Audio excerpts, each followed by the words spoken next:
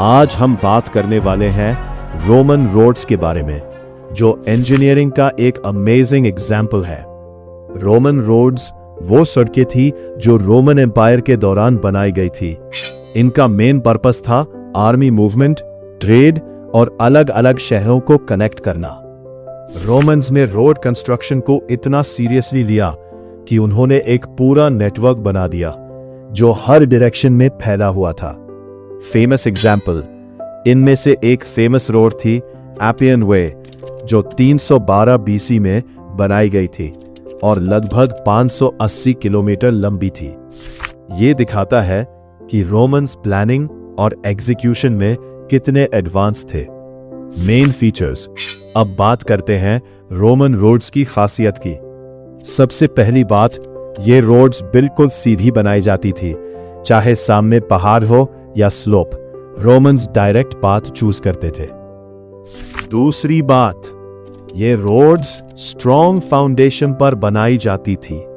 Soft soil हटाकर hard layer तक construction किया जाता था।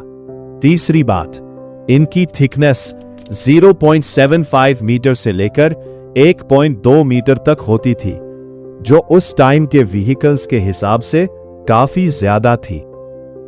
Construction process. अब समझते हैं इनका कंस्ट्रक्शन कैसे होता था।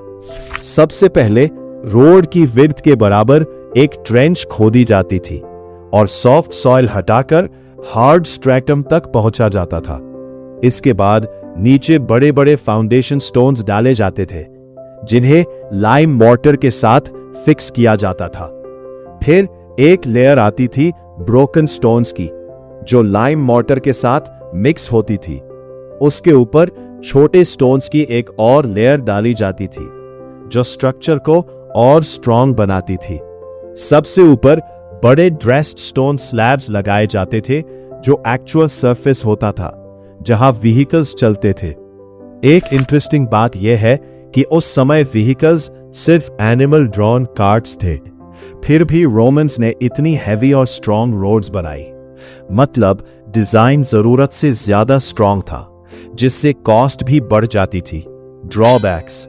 अब बात करते हैं इनकी कुछ लिमिटेशंस की। सबसे पहला ड्रॉबैक, रोमन रोड्स में प्रॉपर क्रॉस स्लोप यानी कैम्बर नहीं दिया जाता था, जिसकी वजह से बारिश का पानी सरफेस पर जमा हो जाता था। दूसरा, इनमें प्रॉपर ड्रेनेज सिस्टम नहीं था, तो पानी धीरे धीरे अंदर सीप करता था और स्ट्रक्चर को वीक कर सकता था। तीसरा, बॉटम में बड़े फाउंडेशन स्टोन्स यूज किए जाते थे, जबकि इंजीनियरिंग कॉन्सेप्ट के अकॉर्डिंग डेप्थ के साथ लोड कम होता जाता है। इसका मतलब नीचे इतने हैवी स्टोन्स की जरूरत नहीं थी, ये सिर्फ कंस्ट्रक्शन कॉस्ट बढ़ाते थे। After Roman empire.